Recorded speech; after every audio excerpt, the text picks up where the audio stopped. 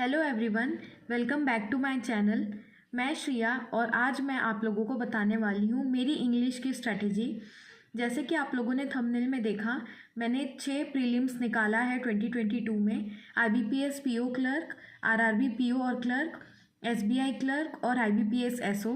तो मैं आप लोगों को अपनी इंग्लिश की स्ट्रैटेजी बताने वाली हूँ जिससे मैंने बहुत अच्छा स्कोर किया।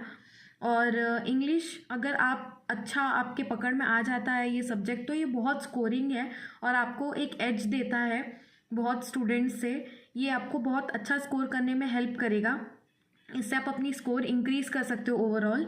तो मैं आज आप लोगों को बताऊंगी, इवन आपकी अगर इंग्लिश एवरेज है या वीक है, आप ये सब जो मैं आपको बताने वाली हूँ अगर आप करोगे तो आपको पक्का विद इन 1 मंथ आपको इम्प्रूवमेंट दिखेगा, आपका स्कोर भी बहुत अच्छा होगा। और मेरी इंग्लिश पहले से थोड़ी ठीक थी, फिर भी मैंने इनमें से बहुत चीज़ें की ताकि मैं अपनी इंग्लिश को और अच्छा से इम्प्रूव कर सकूं, क्योंकि प्री में ही नहीं मेंस में भी आता है और मेंस लेवल की भी इंग्लिश हमको कवर करनी होती है। तो मैं आज आप लोगों को बताऊंगी कि आप कैसे इंग्लिश अपनी अच्छी कर सकते हो। पूरी वीडियो को ध्यान से देखिएगा, इसमें बहुत इंपॉर्टेंट पॉइंट्स है, तो फिर अगर आप स्किप करेंगे तो वो पॉइंट्स भी स्किप हो जाएंगे। तो चलिए स्टार्ट करते हैं। तो पहली बात आती है ग्रामर की। अगर आप लोगों की ग्रामर वीक है तो आप क्लासेस लगा सकते हो, वीडियोस देख सकते हो, आप यूट्यूब पे भी देख सकते हो और अनअकैडमी में भी देख सकते हो। और मैं आपको ये बता दूं कि ग्रामर के 4 to 5 क्वेश्चंस आते हैं, इससे ज़्यादा भी आ सकते हैं। और जैसे मैंने बताया कि क्लासेस आप यूट्यूब में भी देख सकते हो, फ्री क्लासेस। अनअकैडमी में भी कुछ कुछ फैकल्टी फ्री क्लासेस भी लेती है, पेड क्लासेस भी लेती है। तो आप चाहो तो सब्सक्रिप्शन ले सकते हो। अगर आप अफोर्ड नहीं कर सकते तो भी कोई बात नहीं, आप यूट्यूब पे भी बहुत टीचर्स पढ़ाते हैं तो आप वीडियोस देख सकते हो। तो आप लोग क्या कीजिए, ग्रामर रूल्स या फिर ऐसे सर्च कीजिए ग्रामर फॉर बैंकिंग, आपको बहुत सारे वीडियोस मिल जाएंगे, तो आप क्लासेस देखना चालू कर दीजिए। मेरे ख्याल से आपका 15 to 20 डेज़ में सारा ग्रामर कवर हो जाएगा, उससे ज़्यादा आपको नहीं लगेगा। जैसे ही आप क्लासेस देख लेते हो ग्रामर का, उसके बाद आपको क्लासेस नहीं देखनी है दोबारा। आपको जो भी लगता है आप नोट्स भी बना सकते हो, नहीं तो PDF भी डाउनलोड कर सकते हो आप ग्रामर बुक्स की।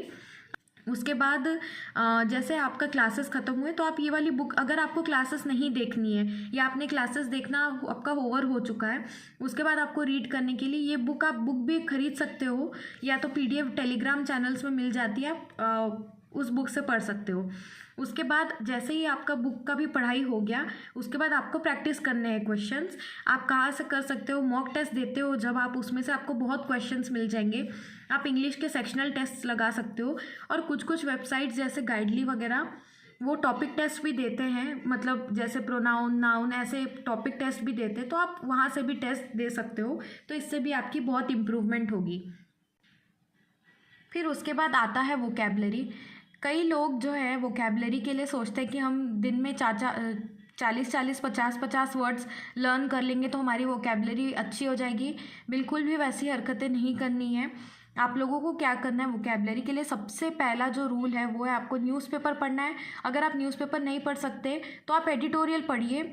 मैं तो न्यूज़पेपर से ज़्यादा एडिटोरियल पढ़ना ही रिकमेंड करूँगी। मैं डेली एडिटोरियल पढ़ती थी, मैं डेली 2 एडिटोरियल पढ़ती थी। और अगर जैसे एग्ज़ाम, मेंस का एग्ज़ाम पास में आता था तो मैं 2 से 4 एडिटोरियल्स पढ़ना चालू कर दी थी। वो मेरे इंटरेस्ट के ऊपर था और मेरे टाइम के ऊपर था। मैं 4 एडिटोरियल मेंस के टाइम पढ़ती थी। प्री के एग्ज़ाम्स के पहले मैं 2 एडिटोरियल तो पढ़ती ही थी। मैं हिंदू का एडिटोरियल पढ़ती थी ऑनलाइन। और बहुत सारे टेलीग्राम चैनल्स भी होते हैं जो प्रॉपर न्यूज़पेपर का PDF भी शेयर करते हैं, तो आप वो ग्रुप भी ज्वाइन कर सकते हो। और न्यूज़पेपर आप अगर पढ़ना चाहते हो तो इंडियन एक्सप्रेस पढ़ सकते हो और हिंदू भी पढ़ सकते हो, और टाइम्स ऑफ इंडिया भी अगर आप पढ़ना चाहो तो पढ़ सकते हो। ये आपके ऊपर डिपेंड करता है आपको कौन सा ज़्यादा पसंद है, कौन सा न्यूज़पेपर आपको पढ़ना पसंद है, आप वो पढ़ सकते हो। और आपको कैसे करना है एडिटोरियल, आप जब पढ़ोगे तो उसमें कुछ कुछ वर्ड्स आएंगे जिनका मीनिंग आपको पता नहीं होगा। उसका मीनिंग आपको गूगल पे सर्च करना है और उसके बाद अगर आपको नोट्स जैसा बनाना है तो आप नोट्स बना के लिख सकते हो। ये देखिए, जब मैं एडिटोरियल पढ़ती थी और मुझे जो भी वर्ड्स समझ में नहीं आते थे, मैं उसके ऐसे नोट्स बना लेती थी, मैं ऐसे वर्ड्स लिख लेती थी। और जैसे मान लीजिए मुझे इंग्लिश में भी अगर समझ नहीं आ रहा है उसका मीनिंग, तो मैं हिंदी में भी साइड में लिख लेती थी। तो ऐसे मैं डेली एडिटोरियल पढ़ते जाती थी और मैं ऐसे अपने नोट्स बनाती रहती थी। और आपको इस नोट्स को बना के छोड़ना नहीं है। आप हो सके तो इसको रिवाइज भी करते रहिएगा, रटने की ज़रूरत नहीं है। आप एक दो बार और रीडिंग लगा लेंगे हफ्ते में एक बार, तो भी आपको बहुत सारे वर्ड्स जो है रिपीटेटिव होते हैं।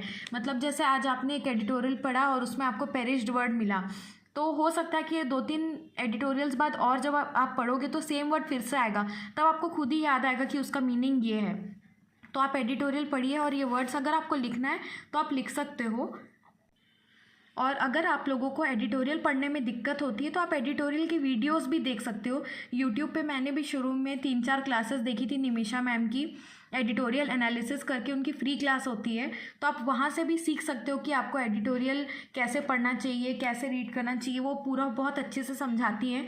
पर जैसे ही मेरा रिकमेंडेशन आपके लिए हमेशा यही रहेगा, जैसे ही आप वीडियोस देख लेते हैं और आपको एडिटोरियल पढ़ना खुद से आ जाता है तो खुद से ही पढ़ना प्रेफर कीजिए, ज़्यादा वीडियोस पे डिपेंड मत कीजिए। हमेशा याद रखिएगा, आप प्रिपरेशन के दौरान जितना ज़्यादा वीडियोस को टाइम दोगे उतना ही आपको अपनी प्रैक्टिस के लिए टाइम कम बचेगा। तो वीडियोस पे जितने जल्दी डिपेंडेंसी कम कर सकते हो उतने जल्दी कीजिए। जैसे हम रीजनिंग में कोई टॉपिक समझ लेते कि पज़ल ऐसे सॉल्व करना है, तो बार बार हम उसकी वीडियोस नहीं देखते, फिर हम खुद से प्रैक्टिस करना चालू करते हैं। बस वैसे ही इसके साथ करना है। जब आप ग्रामर या एडिटोरियल एनालिसिस की वीडियोस देख लो और आप समझ जाओ कि ये ग्रामर के ये रूल्स है, आपको सिर्फ प्रैक्टिस करना है, एडिटोरियल खुद से पढ़ना है, वो ज़्यादा आपको हेल्प करेगा। और एडिटोरियल अगर आपको नहीं पढ़ना है या आपको उसके अलावा भी कुछ पढ़ना है तो आप इजी नॉवेल्स भी पढ़ सकते हो। रोज़ पढ़ने की ज़रूरत नहीं है, जब भी आपको फ्री टाइम मिले आप इजी लैंग्वेज में जो नॉवेल्स आती है इंग्लिश की, आप वो पढ़ सकते हो।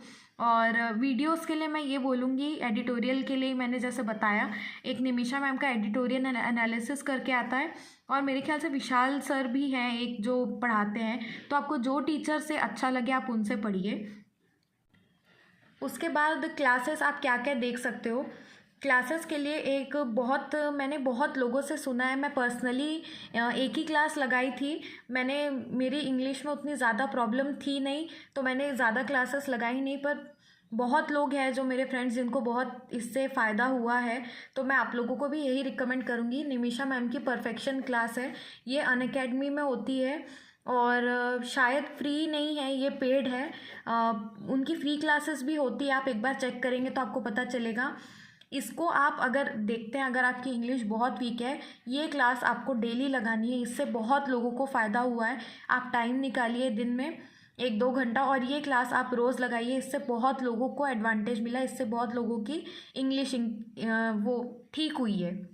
उसके बाद आपको क्लासेस एडिटोरियल की क्लासेस लगा सकते हो, जैसे मैंने बताया निमिषा मैम, विशाल सर की, और ग्रामर की भी आप क्लासेस लगा सकते हो। मैं अब बताऊंगी आप लोगों को ऐसी गलतियां जो आपको अवॉइड करनी है।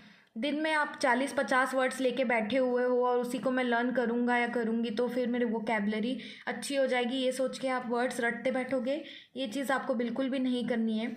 इंग्लिश स्पीकिंग कोर्सेज लगाओगे ये सोच के कि मेरा बैंकिंग में तभी सिलेक्शन हो पाएगा, ये बिल्कुल भी, ऐसी चीज़ें बिल्कुल नहीं करनी है।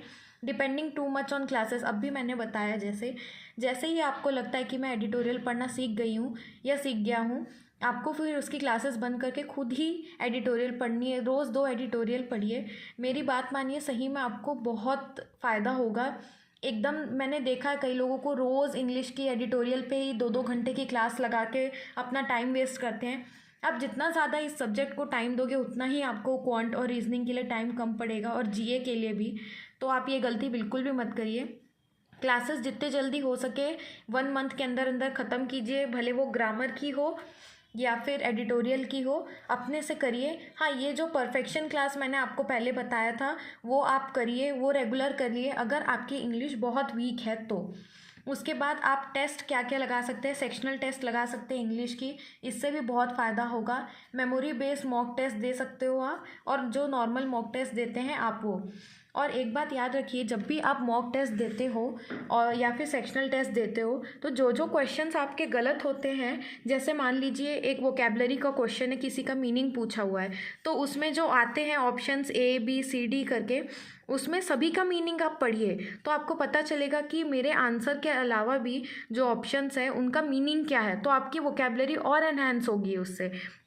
और जो भी जैसे मान लीजिए ग्रामर के कोई क्वेश्चंस गलत होते हैं, आपने कोई रूल आपको याद नहीं था, तो आप जब वो क्वेश्चन गलत होगा तो आप आंसर पढ़ेंगे ना कि ये इसका आंसर है क्योंकि ये रूल है। आप उसको, अगर आपको याद नहीं है तो आप उसको नोटबुक में लिख लीजिए, तो आपको वो जो चीज़ें आपकी गलत हो रही हैं ना वो भी आपको याद होते चलेंगी अपने आप आपके दिमाग में रूल्स बैठने लगेंगे।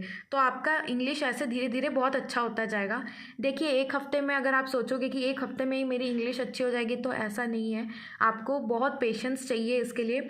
आपको 2 to 3 वीक्स कंसिस्टेंटली, आपको मैंने जो बताया है ये सब करेंगे तो आपकी इंग्लिश डेफिनेटली इम्प्रूव होगी। बस आपको पेशेंस रखना है और ये चीज़ें रोज़ फॉलो करनी है। उसके बाद अगर आपको प्रैक्टिस के लिए क्वेश्चंस चाहिए तो आप गाइडली के पीडीएफ से कर सकते हो। उसमें टोटल रीजनिंग, क्वांट, इंग्लिश सब आता है, तो उसमें इंग्लिश की भी प्रैक्टिस कर सकते हो।